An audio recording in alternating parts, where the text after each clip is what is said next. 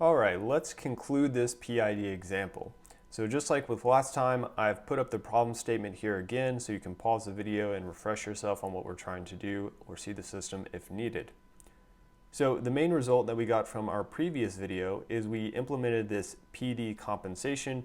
We said we could do that by adding this 0 at negative 55.94, and in doing so, we took our uncompensated peak time that was 0.297 seconds and we decreased that to our desired peak time of 2/3 of that value, which was 0.198 seconds.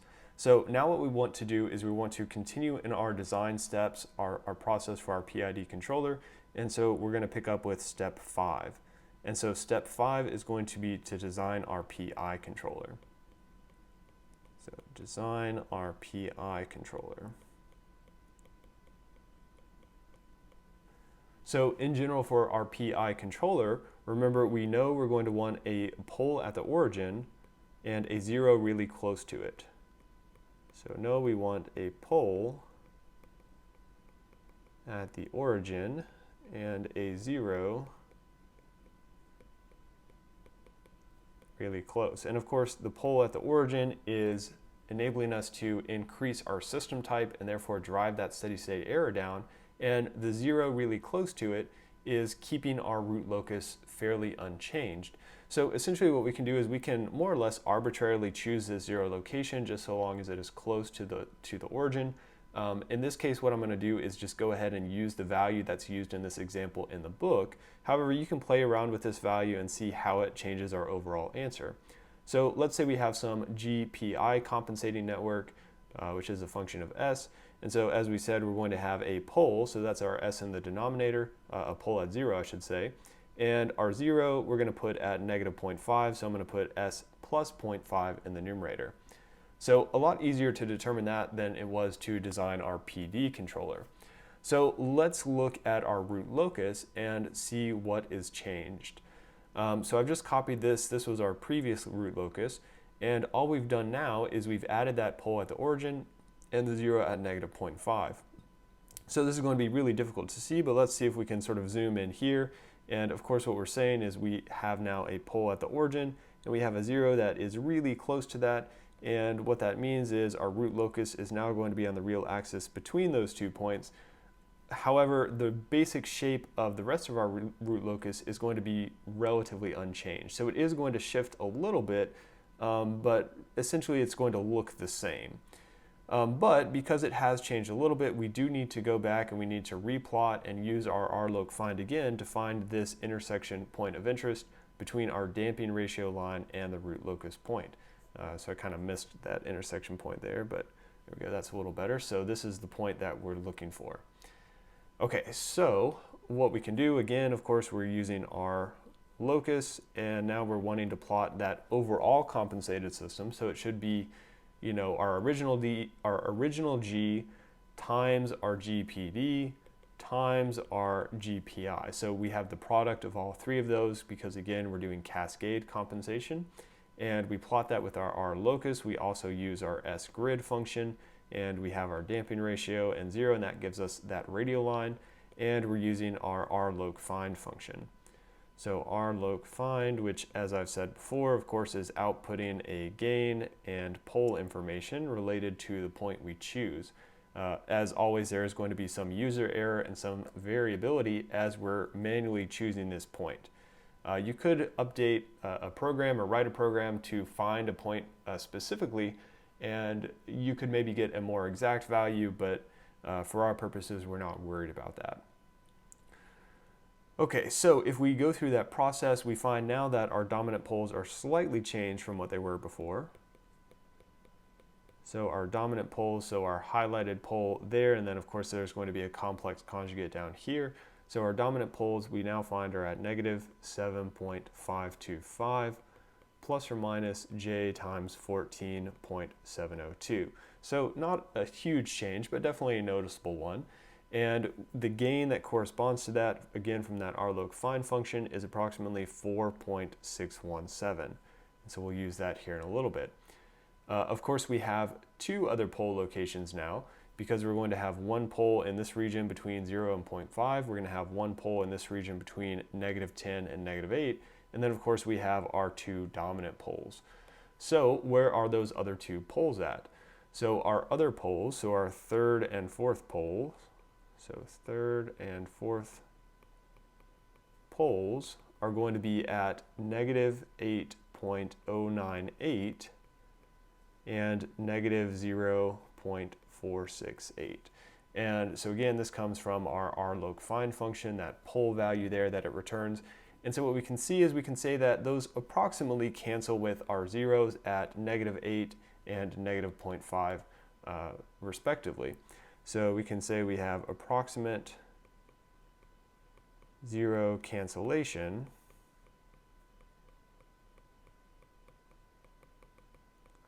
So we can say our second order approximation is okay. But just like with last time with our PD controller, we do still have this 0 out here at -55 or about -55. So we do want to be aware that that's going to reduce our accuracy a little bit in using this second order approximation. However, we're going to go back and we're going to simulate at the very end just to be sure and sort of double check our values. But if we use that second order approximation, again, we can recalculate all these parameters, our TS, our TP, our steady state error, and so on. So our TS we can find by doing 4 over the magnitude of the real part. So we see that magnitude of the real part has decreased a little bit. So previously it was 8.1 something, and now it's 7.5. So if we plug that in, we get a settling time of about 0.532 seconds. Similarly with our peak time, we're doing pi over the imaginary part, and so we get about 0.214 seconds. And again, because that imaginary part has also decreased from about 15 to about 14. Okay, and then with our KP, so in this case, because we have introduced that pole, we can now say that our KP is infinite, and corresponding to that, we have a steady state error, which is equal to 0. So by design with our PI controller, we've driven that steady state error to 0 for step inputs. What we can see from this TP value and also our TS, but let's focus on the TP because that's what we were designing for. So at the end of the previous video, we had this TP of 0.198. And so what we see here is this value has increased a little bit. So we've actually slowed down the system a little bit. So slowed down with the addition of our PI controller. We've not quite slowed it down to the point where it was initially at this 0.297, but we've definitely slowed it down compared to what we designed for with our PD controller. And so this goes back to a point I mentioned when we were introducing these design steps and this process for our PID controller, is that the second design phase is going to have some effect on what we did in the first design phase. And so if that's an issue, of course, we can go back and we can redesign, and we could maybe overcompensate, maybe do a more than 2/3 reduction and sort of play around with that until we get it to where it looks like what we want after the second design phase. Okay, so that is our step 5, so relatively straightforward. So step 6 is to determine the gain values that correspond to our block diagram. So step 6 is we are now determining our gains K1, K2, K3. And so these are the gains that corresponded to that block diagram of our PID controller. And so what we want to do is we want to talk about our GPID. So this is just the transfer function of our compensating network. And so of course we have some gain, and that's being multiplied by our 0 that we introduced. So from the PD design, that was S plus 55.94. And we also introduced a 0 from our PI controller, and that was at 0.5. And we had our pole that was at the origin. So we have a 0 in the denominator. Now this gain value, what we're going to plug in for this is our gain value up here for our fully compensated system. So with all the PID components introduced, so that is 4.617. So let's come down here and write that in. So we have 4.617. And now if we multiply these other two polynomials out, we end up getting S squared plus 56.44 times S plus 27.97. And all of that is, of course, still divided by S. And now what we want to do is we want to compare that to the general form of the equation. And so we had seen that previously in the notes, so we're going to compare to page 820, and the notes posted on Canvas is where we saw that. And what that was is we said G of our compensating network in general is equal to K3 times S squared plus K1 over K3 times S plus K2 over K3, and all of that was divided by S. So now we're just visually comparing these two forms to figure out those three K values. So of course, where we can start is we can say, well, this value here is just equal to K3. So we can say in this case, our K3 is approximately equal to 4.617. Again, keep in mind, there is going to be some variation depending on the gain we used when we plotted the root locus, the user error in using that rlocfind function. So this isn't necessarily a hard correct value. You will have some variation in that. So we can get our K2 then by looking at this value here. So if we just take this 27.97 and multiply it by our K3, we find that our K2 is equal to approximately 129.137. And then finally, we can look at our middle value here to get our K1. So we're just going to multiply this 56.44 by K3, and we get that our K1 is equal to approximately 260.583. So there are our gain values, K1 through K3. And so of course that's useful if we're actually going to go and implement that in a system. Okay, so 2 steps left, and so they're relatively brief.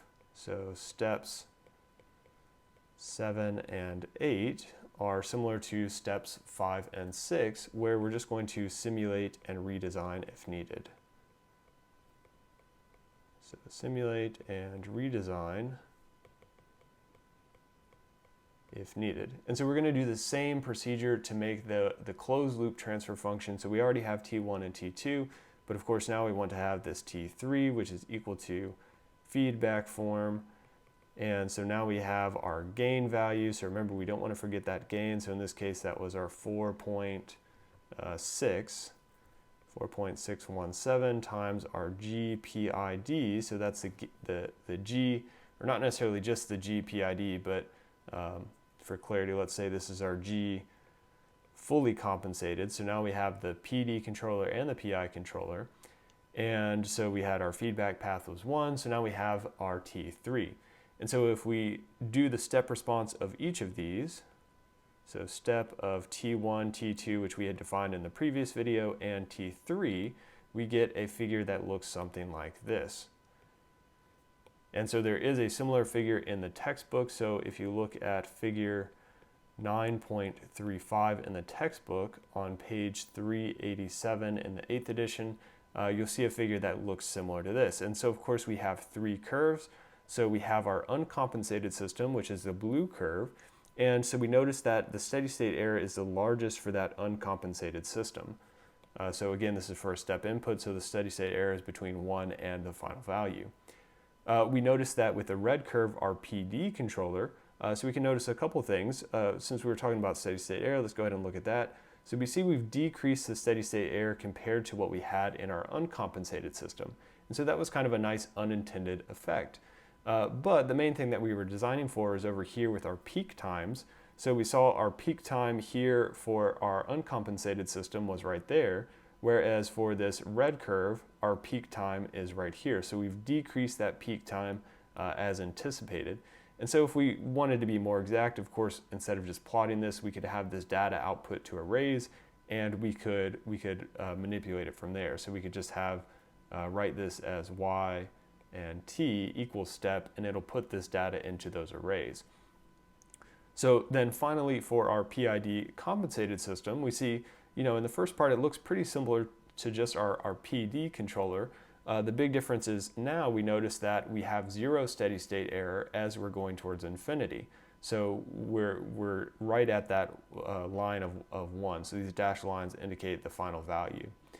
One other thing to notice, though, that we pointed out is that our peak time has shifted just a little bit to the right. So we have slowed down the system a little bit when we added that PI compensator.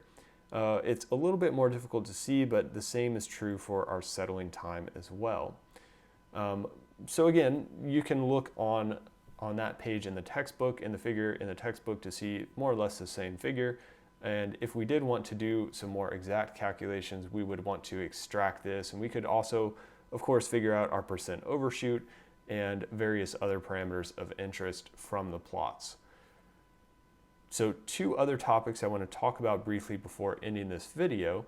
The first is our lag lead compensator design. So we're not going to have time to look at that in detail, but in general, it's the same sort of process as we have for our PID controller, as you might expect.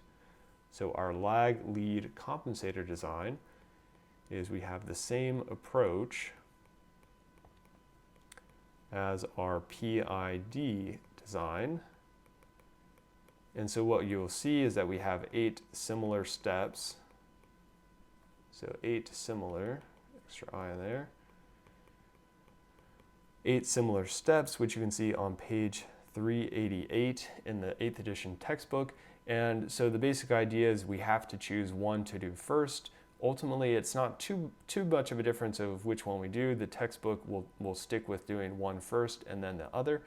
If you want to see an example of that, you can look at example 9.6, which begins on page 389 in the 8th edition text. So a couple other things, so actually 3 things in total I wanted to mention. So one other thing is there is a very nice summary of all these different sort of cascade compensation networks and what they do, how we implement them in table 9.7, which is on page 395 in the textbook. And so again, this is just summarizing the different types of our cascade compensators and indicating how we implement them, what they do to our system. You know, does it decrease our time response? Does it improve the steady state error? Does it do both? So a very good summary table to at least review and take a quick look at.